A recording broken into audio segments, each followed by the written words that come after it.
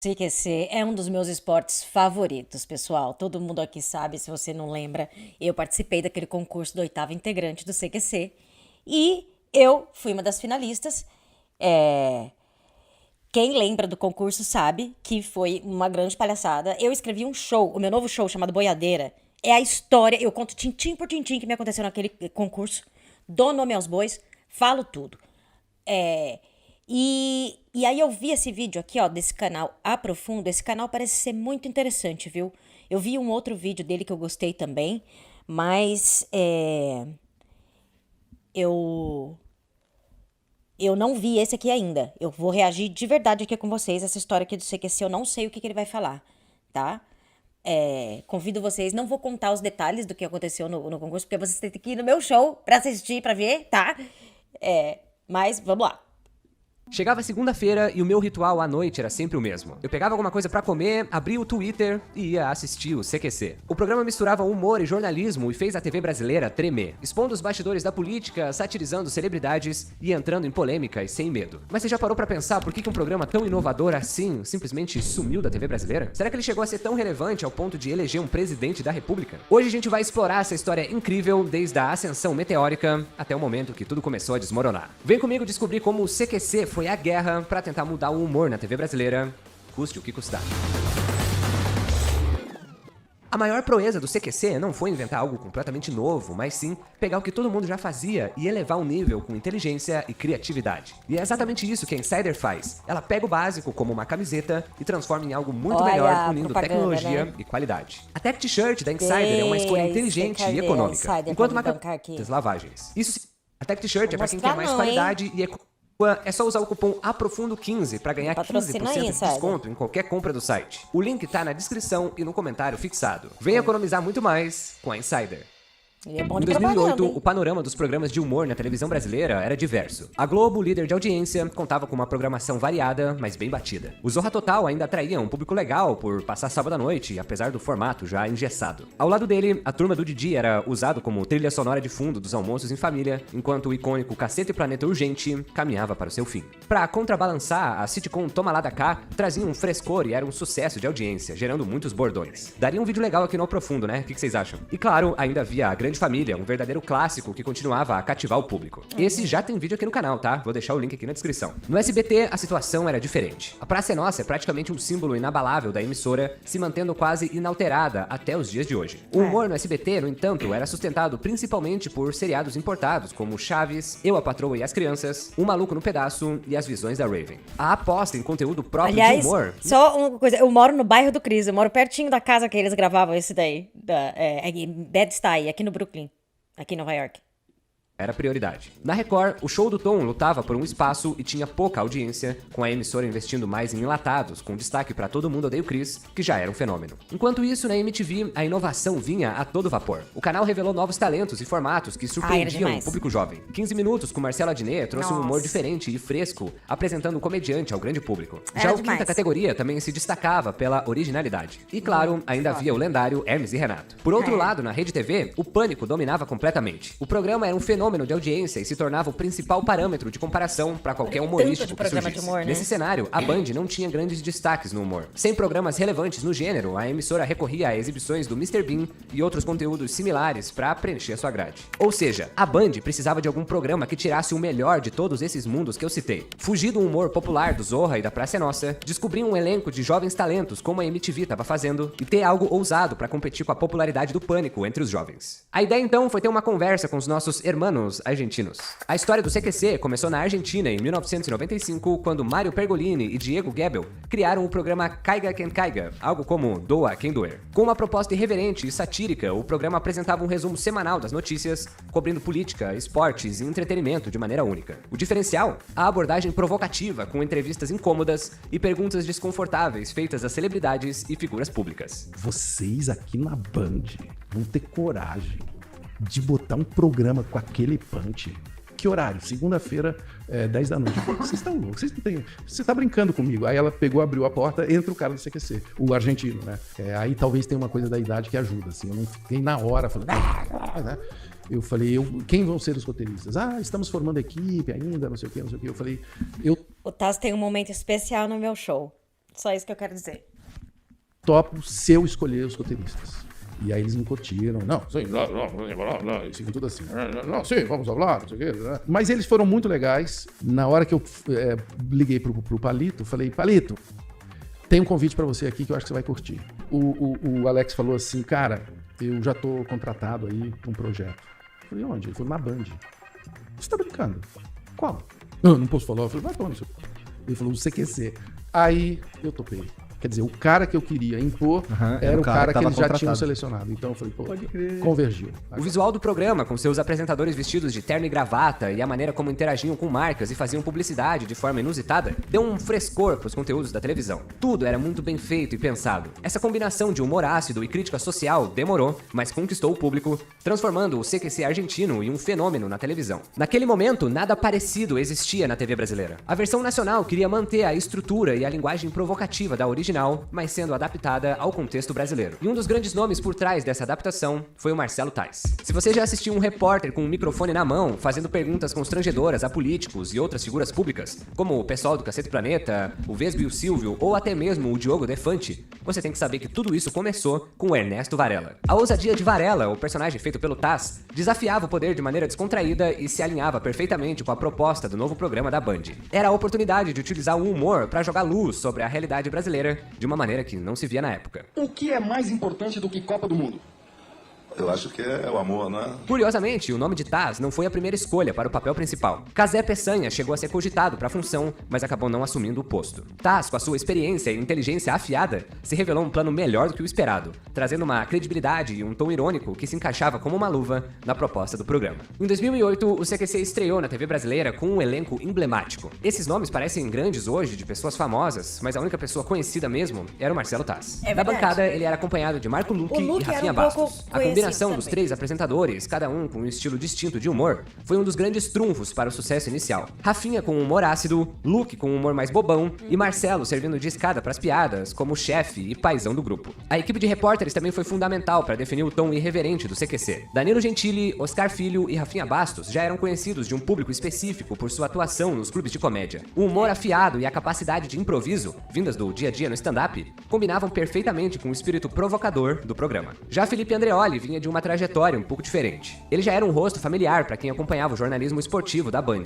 Sua habilidade entre transitar no jornalismo sério e no humor fez dele uma peça-chave. Por outro lado, o Rafael Cortez chegou ao CQC de maneira diferente. Jornalista, músico e com experiência em teatro infantil, Cortez não tinha o mesmo currículo televisivo dos colegas. Ele enviou um currículo para a Band na esperança de conseguir uma vaga de produtor, mas acabou sendo chamado para integrar o time de repórteres. A escolha desse elenco não foi por acaso. A Band sabia que para o CQC funcionar, ela precisava de um time com versatilidade e capaz de lidar com as mais variadas situações. De ter aquela malandragem no improviso. E foi exatamente isso que eles entregaram. O desafio era grande. O Pânico dominava o humor televisivo com um estilo mais caricato e escrachado. O CQC, por outro lado, focava na reação das pessoas entrevistadas, trazendo uma crítica mais afiada e uma abordagem irônica sobre os temas do noticiário nacional. Falei da sua roupa porque você quer instituir o dia da cromoterapeuta, não é isso? Tô querendo criar um dia da cromoterapeuta, que é uma sugestão de uma colega nossa. Proposta importante aí pra sociedade. O que é que significa cromoterapia? Realmente eu não vou saber disso. E tá querendo criar... Alguém foi lá, me pediu, eu mandei. Falei, pode apresentar? Pode. A comparação era inevitável, mas o CQC logo se estabeleceu como uma alternativa mais elegante, digamos assim, ao humor absurdo do Pânico. Uma das marcas registradas do CQC era sua estética única, que combinava elementos visuais e sonoros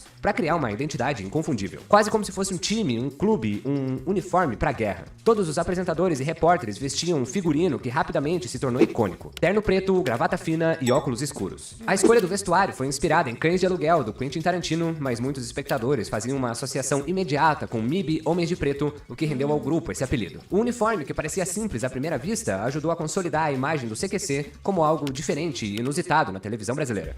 Eu, como adolescente, querendo ser um futuro jornalista, vendo aqueles caras fazendo esse tipo de jornalismo com humor, sendo rebeldes, contraventores, me fez pirar na época. Um dos primeiros quadros a se destacar foi o Repórter Inexperiente, comandado por Danilo Gentili. Danilo se passava por um novato atrapalhado, fazendo perguntas completamente confusas para os entrevistados. O que era para ser um quadro temporário acabou se tornando um sucesso e era muito engraçado. Toda vez que você for falar, você tem que botar o microfone pra você. E quando ele for falar, você passa pra mim. É melhor você desligar.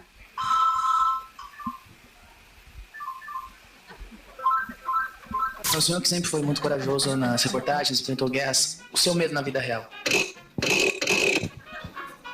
Meu medo na vida real é perder essa Outro quadro que chamou a atenção, e particularmente é o meu preferido, foi o Proteste Já. Também iniciado por Gentili e depois assumido por outros repórteres, o quadro colocava o CQC na linha de frente de denúncias e problemas sociais. Com uma abordagem incisiva, o repórter ia atrás de autoridades políticas e públicas, cobrando explicações e responsabilização sobre casos de corrupção, ineficiência na gestão pública e problemas civis. O senhor já está aqui no Senado, já foi senador, hoje é deputado. Temos hoje um conselho de ética aqui com Renan Calheiros, Romero Jucá. Na sua época, quando estourou o mensalão, se esse fosse o conselho de ética, teria dado em alguma coisa? Eu não tenho nada, nunca teve mensalão, lá em Minas Gerais não teve mensalão. Por que chamam o pai do mensalão?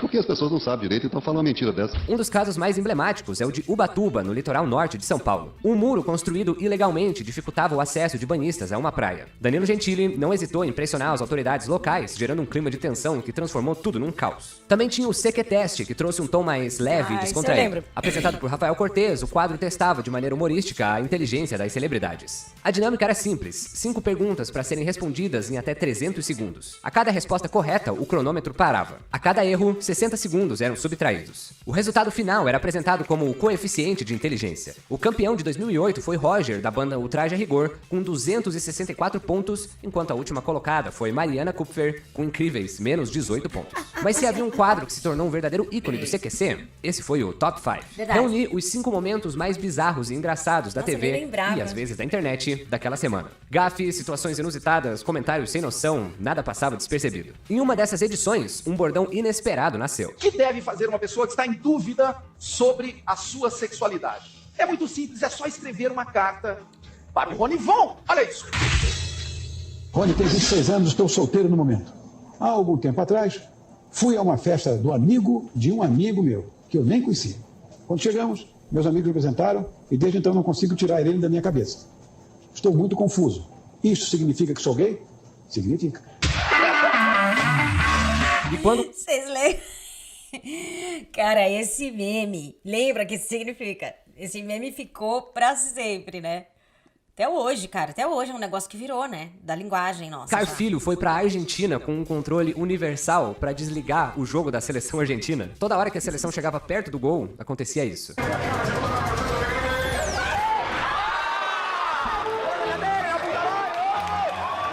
Só uma coisa, tá na metade do vídeo e ele só tá falando bem do CQC até aqui. Eu tava esperando babado. Cadê os babados? Vamos ver.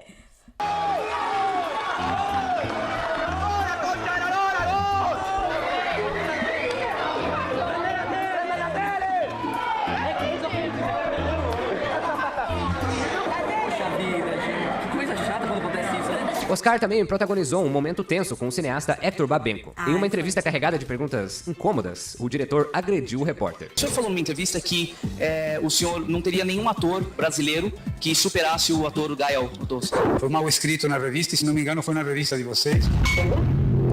E como eu estava fazendo um filme em espanhol, eu não considerava que houvesse nenhum ator brasileiro que pudesse fazer o papel que o Gael ia fazer. Por exemplo, se o senhor ficaria chateado se o senhor ouvisse alguma coisa do gênero não há diretor argentino naturalizado brasileiro, se fosse a altura de Fernando Meirelles? Te digo o seguinte, suas perguntas são muito babacas, cara. Não tenho o menor interesse em responder tuas perguntas. Desde o início, estou achando você realmente um bolha. E não me interessa te responder. Seria um bolha, só pra... Sai daqui, cara. Mas por que você está me agredindo, cara? Teve também um dos momentos mais vergonha alheia da TV, quando o Paulinho Vilhena cuspiu na cara do Rafael Cortez. Eu achei, assim, eu acho que assim, por exemplo, claro, ele tava sendo incisivo, o Oscar, mas ele não tava sendo escroto. Pelo menos não na minha opinião. O que você acha? Fala pra mim aqui. Eu não acho que ele tava sendo escroto. Eu acho que assim, é um programa de humor. Imagine você sendo uma celebridade. Eu acho que você tem que mostrar também uma capacidade de rir de si mesmo. E eu acho que isso, o CQC e o Pânico também, é que o Pânico exagerava tanto que às vezes muitas vezes a gente ficava do lado do entrevistado, né? O CQC exagerou, eu acho, algumas vezes também. Eu acho, não sei, não lembro. Vamos ver aqui. Mas eu acho que a celebridade, a pessoa que tá num status mais alto na sociedade e tal, ela tem que demonstrar também, não só ela, todo mundo, né? Uma capacidade de rir de si mesma. Entendeu? Então, assim, a pessoa se leva a sério demais e a pessoa acaba sendo ridícula. Então, assim, eu acho que é um desafio para uma celebridade lidar com um repórter desse. Mas eu também acho que faz parte do jogo essa pessoa saber brincar e rir de si mesmo, certo? Se você não ri de si mesmo, o problema é seu. Por um lado, entendeu? Qual a coisa mais massa ogra que a gente pode fazer agora? Sei lá, um arroto, cutucar o nariz, dar uma coçada, uma escarrada. Podia cuspir na sua cara. Tanta, deixa.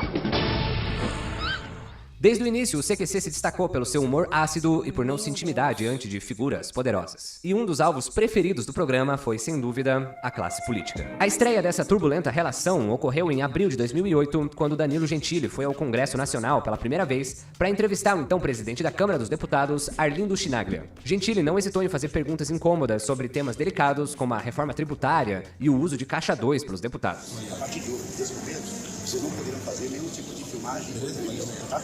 O CQC acaba de ser proibido de fazer mais matérias aqui na Câmara dos Deputados.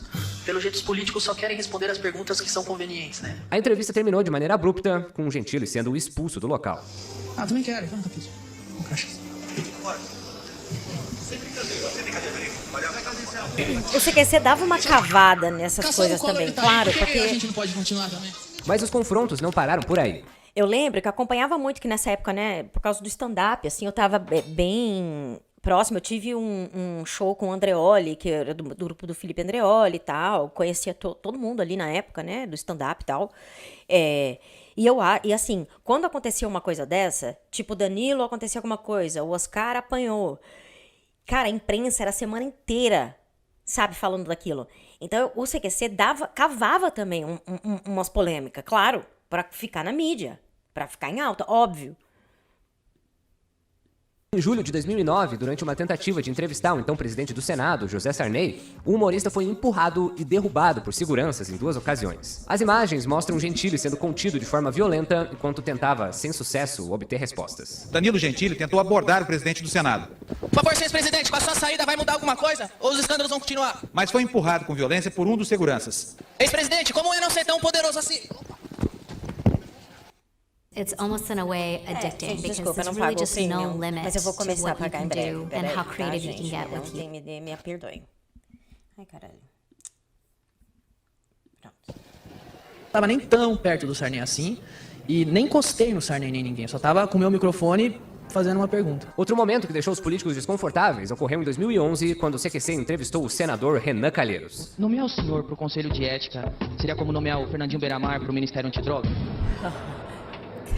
A reação foi imediata e mais uma vez a equipe do CQC foi expulsa do Senado, sendo proibida de retornar. Mais uma saia justa ocorreu durante a apresentação do quadro Palavras Cruzadas, que contava com a presença da atriz Pamela Butch e do padre... Tem uma... Só cortando aqui, gente, desculpa, mas tem uma coisa também que, por exemplo, a pergunta dele também foi ofensiva.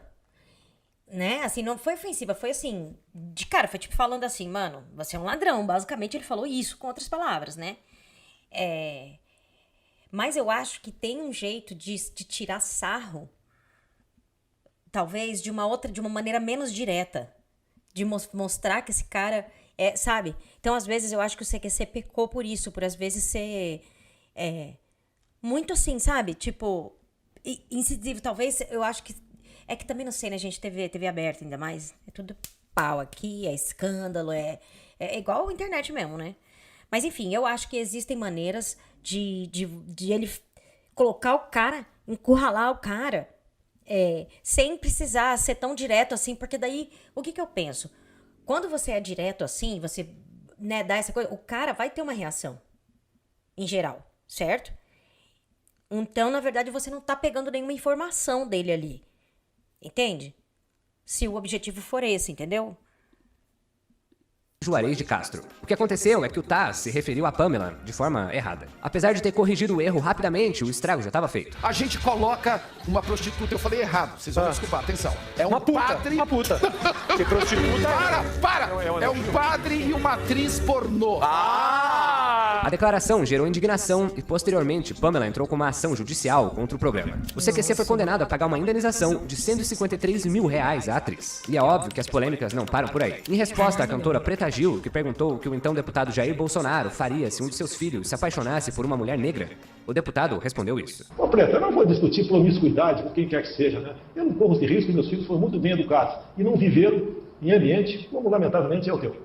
A fala gerou uma onda de críticas e Preta Gil ameaçou entrar com uma representação no Ministério Público. Bolsonaro, em sua defesa, alegou que havia ocorrido um mal-entendido, dizendo que não havia compreendido a pergunta corretamente e que a edição tinha manipulado sua resposta. Tanto é que uma das questões... A edição manipulou a resposta dele. Não, que ele não tinha compreendido a pergunta, a gente acredita, né? As levantadas por quem assistiu o programa era se o CQC foi responsável por eleger o Jair Bolsonaro. E essa resposta não tem certo ou errado, mas cada ex-integrante tem uma resposta pra isso. O meu show dá a resposta pra isso. Boiadeira, eu vou estar no Brasil ano que vem, e vou rodar o Brasil e você vai vir assistir, hein? Fala aqui pra mim se você vai vir me assistir.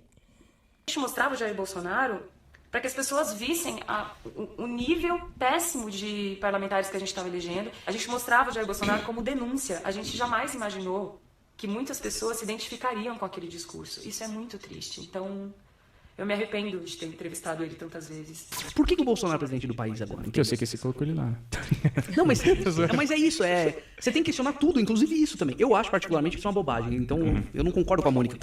A Mônica fala, eu não sabia. Que a culpa é nossa também. Claro, também é, lógico, que a gente dava o microfone, mas não é por causa do CQC. Ele apareceu ou não apareceu no CQC? Bom, ele apareceu e muita gente, né? Não só ele. Por que o CQC? Eu acho que tem um mérito ali que nós revelamos o baixo clero. Ele nunca aparecia na televisão, o Baixo Clero, né? O Baixo Clero nunca era entrevistado. Então o Brasil achava que Brasília eram aqueles caras bonitinhos do PSDB, do PT, né? Que querem gravatadão, querem o país do Brasil. Aqueles 15 caras ali, o resto... Aqueles caras que apareciam no jornal, editados e tal. O CQC botou ele sem edição. Botou aquela brutalidade. No entanto, a maior polêmica envolvendo Rafinha Bastos ocorreu quando ele fez uma piada de mau gosto sobre a cantora Vanessa Camargo, que estava grávida na época. Vanessa Camargo, a brincadeira acabou, tá? Eu realmente quero corrigir isso, eu quero te pedir desculpa. Te peço desculpa não apenas pela piada, mas por tudo o que eu fiz desde que isso aconteceu. Eu nunca pensei em você, fui um pouco egoísta, talvez, fazendo piada. E é claro que esse programa estava indo ao ar no 1º de abril. É 1º de abril!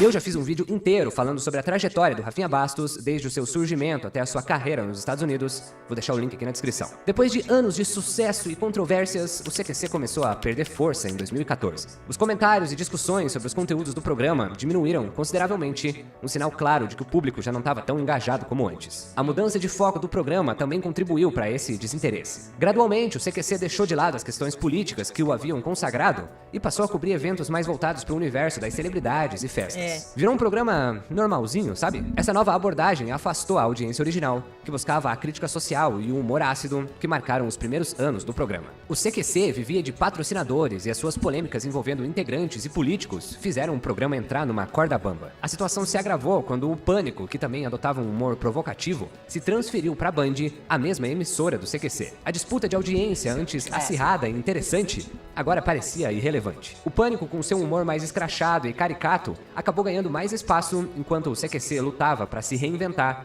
em um formato que já dava sinais de cansaço. As saídas de membros do elenco também contribuíram para o enfraquecimento do programa. Danilo Gentili, um dos pilares do CQC, deixou a atração para comandar o Agora é Tarde, um talk show que rapidamente conquistou seu próprio espaço na televisão. Pouco tempo depois, o Rafinha Bastos foi convidado a se retirar após a tal polêmica que desgastou a sua imagem. A saída mais simbólica, no entanto, foi a do Marcelo Taz, a voz de liderança e equilíbrio do programa. Sem suas figuras principais, o CQC perdeu a identidade que havia construído ao longo dos anos. Após o anúncio da saída de Marcelo, Dan Stubach ficou até o fim do CQC em dezembro de 2015. Em 2016, a Band anunciou que o programa entraria em um ano sabático. Na realidade, essa pausa simbolizava o fim de uma era. O formato do CQC, que havia sido inovador no início, já não correspondia mais às expectativas do público. A televisão brasileira estava mudando, enfrentando a concorrência das mídias digitais, que ofereciam conteúdos mais rápidos, dinâmicos e direcionados. O programa até criou o CQC 3.0, uma tentativa de expandir o seu sucesso para além da televisão e conquistar o público da internet. O programa alternativo ia ao ar ao vivo logo após o término da exibição regular na TV, oferecendo uma experiência extra de 30 minutos. Só que ele era exibido exclusivamente no site da Band, o que fazia as pessoas não se interessarem a acessar. Além disso, a crescente polarização política no Brasil levantou dúvidas sobre a capacidade do programa de manter o tom humorístico e crítico sem tomar partido ou desagradar a um público que já estava dividido. Imagina hoje um programa que fosse zoar diretamente os políticos em Brasília. Claro que não ia funcionar. As pessoas de todos os lados iam atacar o programa e os patrocinadores iam... É porque os próprios políticos estão fazendo isso. Eles estão indo com o celular deles filmando e fazendo aí a mesma coisa, né? Tem uma coisa que o Taz falou, que a gente mostrou o Baixo Clero, não sei o que, beleza. Mas também foi mostrado de uma maneira sensacionalista. Então, a gente precisa pensar, assim, se isso é, sabe?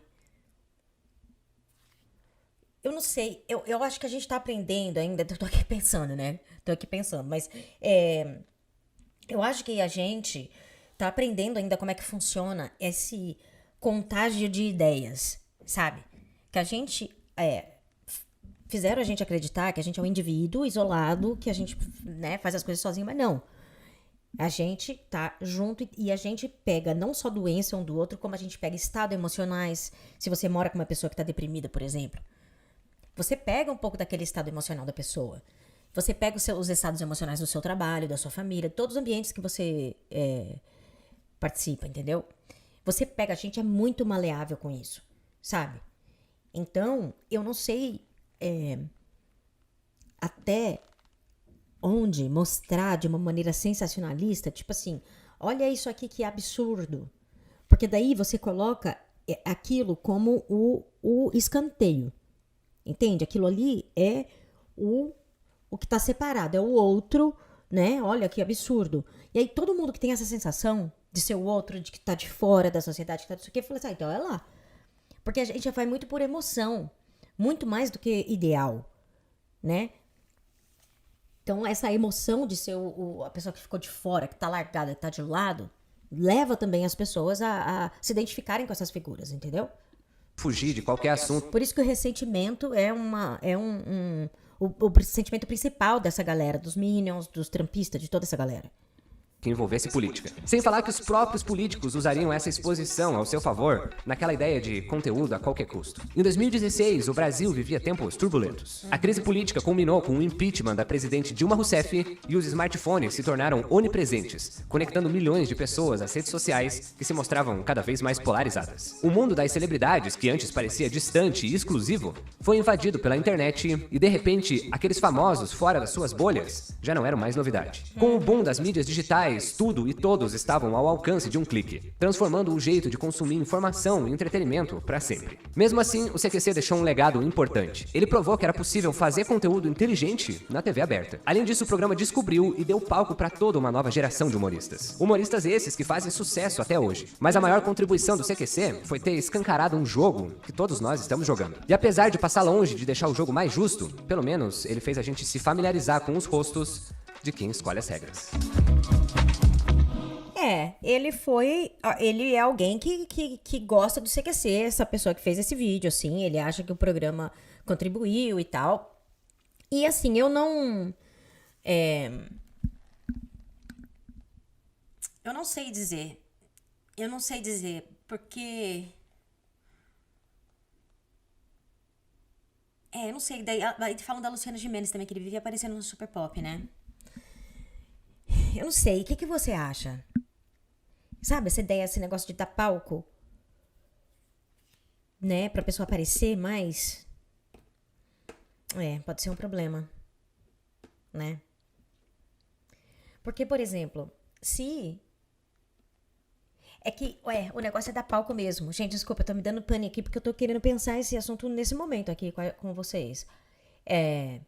Dar palco é exatamente isso, é aquilo que eu falei.